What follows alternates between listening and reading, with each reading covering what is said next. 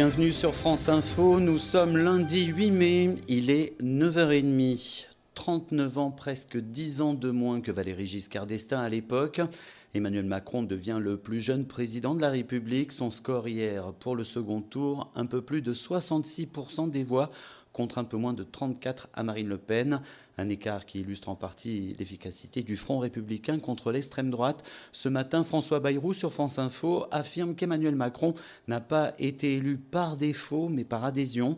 Emmanuel Macron qui arrive en tête dans toutes les régions et quasiment tous les départements. Seuls l'Aisne et le Pas-de-Calais ont voté en majorité pour Marine Le Pen. L'image de la soirée, c'est cette arrivée, cette marche seule d'Emmanuel Macron dans la cour du Louvre, au son de l'hymne à la joie, l'hymne de l'Europe. Son discours s'est ensuite conclu par la Marseillaise. Celui qui va devenir le 8e président de la Ve République a remercié tous les Français, y compris ceux qui n'ont pas voté pour lui.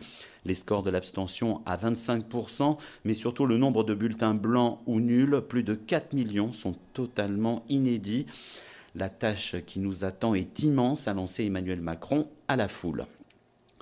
Le Front National, lui, est largement battu, mais réalise son plus haut score, plus de 10,5 millions de voix. Marine Le Pen se lance désormais dans la bataille des législatives des 11 et 18 juin prochains. Elle annonce une transformation en profondeur du Front National. Le parti pourrait même changer de nom.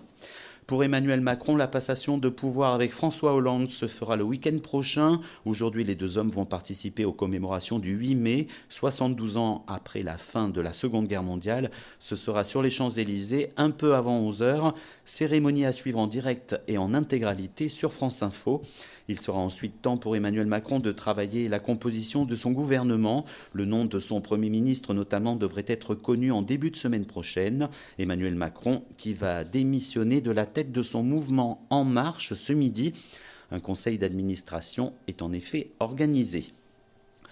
De nombreux messages depuis l'étranger. Angela Merkel salue une victoire pour l'amitié franco-allemande. Les félicitations aussi de la part de Theresa May, la première ministre britannique. Ils ont échangé dès hier soir à propos du Brexit. En Europe, la Grèce, l'Italie, la Belgique ou encore l'Espagne ont réagi favorablement au résultat de l'élection. Réactions et félicitations de la part du président chinois Xi Jinping. Aux États-Unis, félicitations de Donald Trump et d'Hillary Clinton. À noter qu'en Russie, aucun signe de la part du président Vladimir Poutine. Mais pour un représentant du Kremlin, la déception va s'installer très vite chez les électeurs. Emmanuel Macron hérite selon lui d'un pays divisé. À noter enfin des violences hier soir dans plusieurs villes, à Grenoble, Nantes ou encore Paris. Des manifestations anticapitalistes dans la capitale. 140 personnes ont été arrêtées, dont 9 placées en garde à vue. Tous les résultats de ce second tour des élections présidentielles sont à retrouver sur notre site internet franceinfo.fr. Sur France Info, l'édition spéciale continue. On retrouve Jean-Michel Apathy et sa bande.